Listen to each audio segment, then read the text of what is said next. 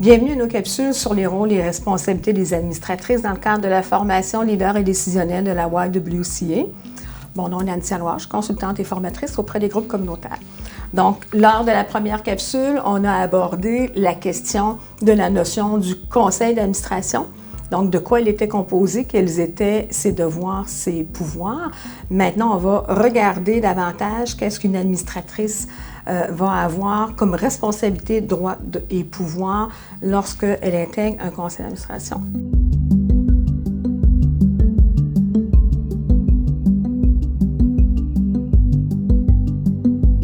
Donc, nous allons maintenant aborder le rôle des administratrices.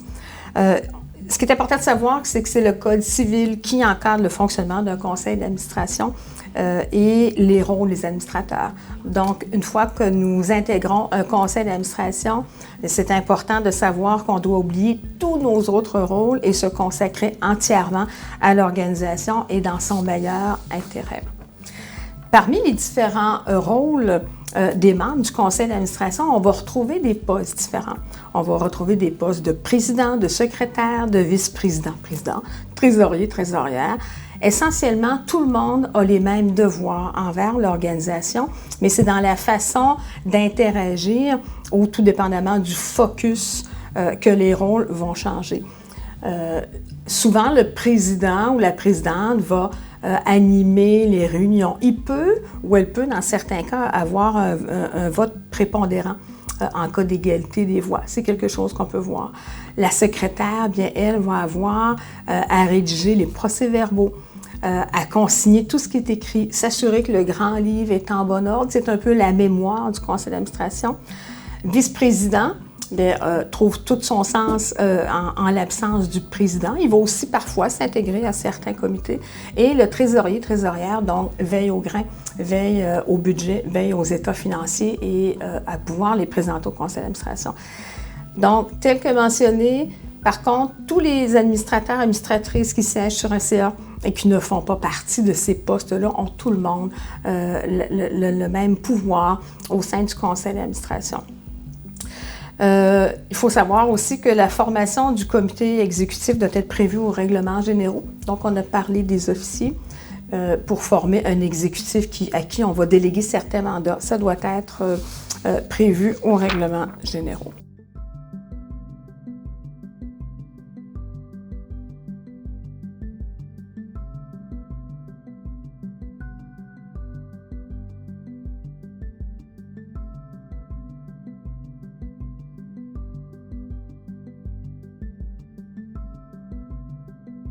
Au niveau des droits des administrateurs, administratrices, donc on a le droit d'être convoqué et d'assister à toutes les assemblées et réunions. Donc on doit toujours être convoqué à chaque fois qu'il y a un événement de ce type.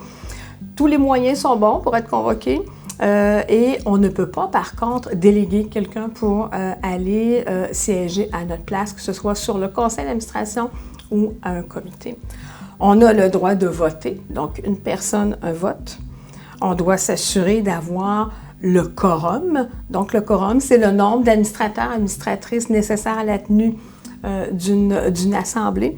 Donc, si on a le droit de voter, mais il faut s'assurer que le quorum est atteint. On peut procéder par vote à majorité simple et s'assurer aussi qu'on peut avoir droit à une dissidence si on n'est pas satisfait ou si on n'est pas d'accord avec le point à débattre. Droit d'accès aux livres et renseignements et le droit, bien sûr, de démissionner.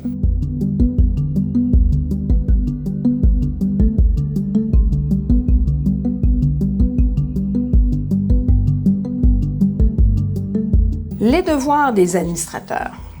Donc maintenant, qu'est-ce qu'on doit faire à tout prix? D'abord et avant tout, c'est le devoir de diligence.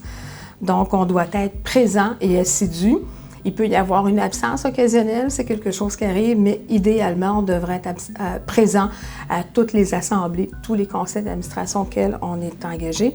On doit bien se préparer avant les réunions et rester à jour.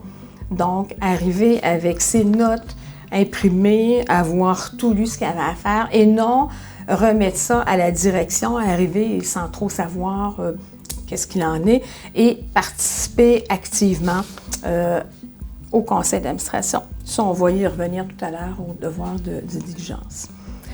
Toujours dans les devoirs des administrateurs doivent agir personnellement parce qu'ils sont mandataires de l'organisme communautaire. On sait ici qu'on a focalisé davantage nos interventions, la formation sur les OBNL, mais donc il est mandataire et il ne peut pas sous-déléguer, comme on disait, ne peut pas se faire remplacer. Donc, toujours au niveau des devoirs des administrateurs, donc les administrateurs doivent agir personnellement parce qu'ils sont mandataires de l'OBNL pour lequel ils travaillent et il n'y a pas de sous-délégation possible, donc ils ne peuvent pas se faire remplacer. Deuxièmement, il doit aussi intervenir dans les limites de ses pouvoirs, donc respecter les obligations de la loi, respecter les règlements généraux, et il peut à ce moment-là, par exemple, contracter des emprunts ou faire des conventions en divers actionnaires, toujours dans la limite de ce que les règlements généraux lui permettent. Les administrateurs doivent agir avec prudence et diligence. Comme nous disions tout à l'heure, ça fait partie de ses devoirs. Être assidu et il a aussi le devoir d'agir. Donc, c'est important lorsqu'on siège sur un conseil d'administration et qu'il y a quelque chose qui n'est pas bien fait ou qu'il y a une action qui est fautive, de s'en dissocier en la nommant et en s'assurant qu'elle soit bien consignée au PV. On a aussi le devoir de se renseigner, donc de prendre des décisions éclairées avec toute l'information qui est raisonnablement disponible. Et c'est pas toujours... On veut parfois bien travailler avec les éléments qui sont apportés, il nous manque l'information. C'est correct de ne pas avoir toute l'information et de ne pas tout savoir lorsqu'on siège sur un conseil d'administration, mais on a l'obligation de bien se renseigner et d'aller voir les professionnels en la matière. Ça évite bien des petits tracas. Toujours au niveau des devoirs, on a parlé tout à l'heure de la gouvernance dans le bloc 1, qui était le travail entre les membres du conseil d'administration ainsi que la direction et les équipes de travail. On parlait de surveillance et de contrôle, on parlait d'être le gardien. Bien, la loi nous dit que les membres des conseils d'administration ont un devoir de surveillance et de contrôle. Donc, l'administrateur n'est pas responsable des gestes posés par les dirigeants, en autant qu'il soit assuré des compétences et de la façon que les interventions, que les décisions ont été prises, ainsi que les actions. Ils ont aussi à faire des interventions s'ils ne sont pas certains et à mettre des mesures de suivi pour qu'on puisse voir l'évolution directement dans l'organisation.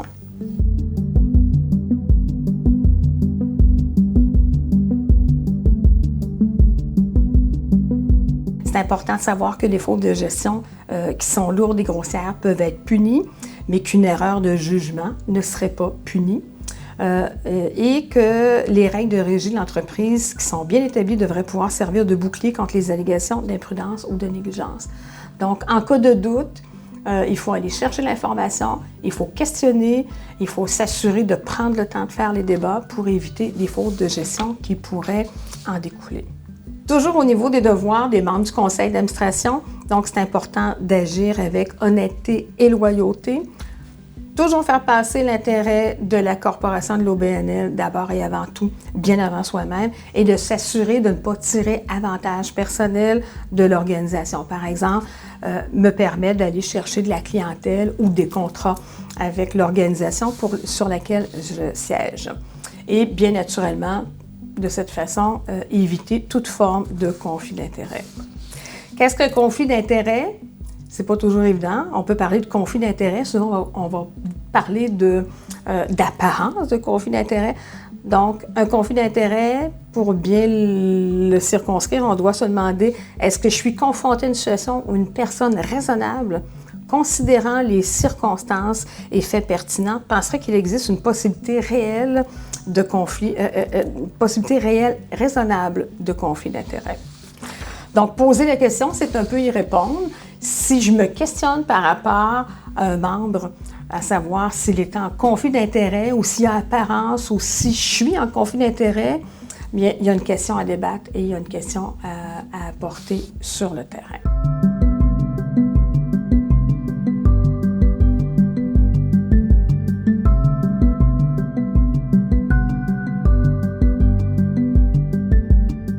Donc, toujours au niveau des responsabilités des administrateurs, donc on doit s'assurer d'une responsabilité civile de base et du respect des engagements contractuels, s'assurer que les salaires sont versés aux employés et que l'organisation s'adapte de l'ensemble de ses dettes fiscales. S'assurer, vous allez voir, il y a beaucoup de responsabilités, peu de droits, d'où la portion sur les responsabilités est un peu plus grande. Donc, on doit s'assurer que l'organisation se conforme à certaines exigences, donc le grand livre et les registres. C'est important de bien les tenir à jour et qu'ils soient disponibles pour le conseil d'administration et les membres de la corporation, sinon on pourrait avoir à payer des amendes qui pourraient parfois être scellées. La liste des membres, les rapports, les avis, les déclarations registraires des entreprises du Québec. On doit s'assurer de répondre à certaines organisations, par exemple le MAPAC, qui va venir encadrer les activités entourant certaines cuisines collectives et tout ça, les exigences de la direction de la santé publique, des bailleurs de fonds, etc. Lorsque vous êtes administrateur, n'oubliez pas que vous devez, ça c'est un aide-mémoire, vous devez faire inscrire votre dissidence lors d'une réunion. Quand il y en a une, c'est important de la nommer. C'est important de se rappeler que tous les membres du conseil d'administration sont égaux, que le président n'a pas plus de pouvoir que les autres et que son pouvoir est contestable et que le comité de direction n'est pas au-dessus du conseil d'administration. Donc, on sait qu'on peut avoir un exécutif, comme on nommait dans le bloc 1. C'est une façon de procéder, mais il est redevable à l'ensemble des membres du conseil d'administration et il n'a pas à travailler seul. Il n'est pas un conseil d'administration en soi. Maintenant qu'on sait un peu plus quels sont les droits, devoirs et pouvoirs de conseil d'administration, bien, qu'est-ce qu'on doit faire avant d'accepter un poste? Idéalement, dans un monde idéal, d'examiner les procès-verbaux des réunions de l'année antérieure quand ils sont disponibles, quand c'est possible de le faire. Consulter les lettres patentes. Donc, les lettres patentes, c'est les objets et les buts de l'organisme. Vérifier si les inscriptions sont faites pour la TPS et TVQ. Souvent, ce qu'on va faire, c'est qu'on va préférer s'intégrer à un conseil d'administration lors d'une assemblée générale annuelle.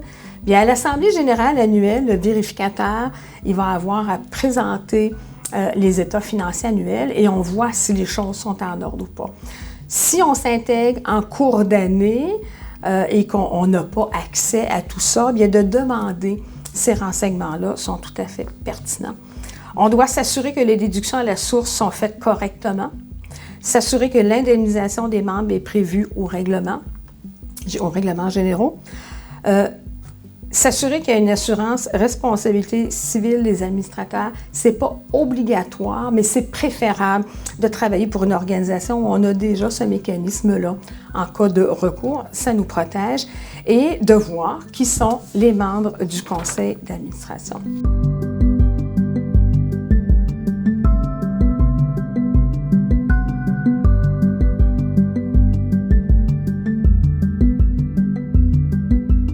Nous abordons maintenant la dernière partie de la seconde capsule avec un encart sur une boîte à outils des administrateurs. Donc, on fait référence à plusieurs reprises au Code civil du Québec. Vous pouvez taper sur le site, sur le web, Code civil du Québec, vous allez voir plein de liens là, fort pertinents et c'est tout à fait gratuit. Dans votre boîte à outils des administrateurs, vous devriez avoir les documents constitutifs de votre organisation, certains règlements, les mandats du conseil d'administration, le code d'éthique de l'organisation sur laquelle vous siégez ou vous allez siéger, les politiques, les assurances responsabilités, procès-verbaux historiques, déclarations périodiques de la direction, si elle existe. C'est important aussi de penser, quand on intègre un conseil d'administration, d'avoir accès au calendrier des réunions, histoire de bien se préparer. Et vous avez ici un lien que vous pouvez taper dans la barre de votre moteur de recherche sur le site du Saquet, entre autres. Vous allez pouvoir trouver une panoplie de politiques fort pertinentes pour vos organisations, des codes d'éthique, des exemples de règlements généraux, de procès-verbaux, tout ce qui peut être nécessaire à votre organisation. Donc, On disait que dans les droits des administrateurs, administratrices, on avait le droit d'être convoqué et d'avoir accès à l'ordre du jour avant de se rendre aux réunions. Donc, ici, vous voyez un exemple d'un avis de convocation. Ça peut être très, très simple. Ça peut être de vive voix, ça peut être par courriel, ça peut être par la poste. Tous les moyens sont bons, mais il faut s'assurer que les gens aient été convoqués en bonne et due forme. Donc, ça peut être un exemple ici. Bon, madame, monsieur, par la présence, vous êtes convoqué à une réunion mensuelle, du groupe ABC qui se tiendra. On doit absolument avoir la date, le lieu, l'heure. Voilà. Et cet avis de convocation-là doit être assorti d'un ordre du jour. Donc, c'est important d'avoir des ordres du jour avant de se rendre aux rencontres du conseil d'administration pour s'assurer d'être bien préparé. On disait qu'on avait l'obligation de bien se préparer, de faire des recherches s'il y en avait à faire. Donc, on doit savoir les objets de la rencontre. Donc, habituellement, tout dépendamment des formules, le groupe à l'autre, ça peut changer. Habituellement, il y a un mot bienvenue. On peut en profiter pour faire un tour de table, socialiser un peu. Parfois, on va nommer une secrétaire. Parfois, il y a déjà une secrétaire qui est déjà nommée, tout dépendamment des organisations. Il y a des organisations plus participatives où le secrétariat va se partager d'une personne à l'autre. Ça, c'est propre à chaque milieu. Lecture et adoption de l'ordre du jour. Lecture et adoption du procès-verbal. Donc, on doit s'assurer de lire le dernier procès-verbal de la dernière réunion et faire les suivis qui en découlent. Là, vous voyez un exemple là, de certains suivis. On a parlé dans une réunion du membership, la rénovation des locaux, la visite du député. Ça peut être tous les points qui découlent de cette dernière rencontre-là. Et on a, par exemple, tout dépendamment des thématiques sur lesquelles nous devons travailler, les dossiers sur lesquels nous devons travailler en CA. Vous voyez un point sur, par exemple, une planification stratégique, la formation du personnel. Voici le plan de formation pour l'année. Qu'est-ce que vous en pensez? Est-ce que ça répond au budget et tout? Toujours un point sur les finances, donc les états financiers, tout ce qui rapporte aux finances. Ça peut être les budgets aussi. Un variant, souvent on les laisse ouverts, parfois ils sont fermés, tout dépendamment des organisations. Prochaine rencontre, on aime bien se laisser avec la date de la prochaine rencontre et un point qui s'appelle levée de l'Assemblée. Bien voilà, c'est ce qui met fin à la seconde partie de notre deuxième capsule. Merci d'avoir été à l'écoute.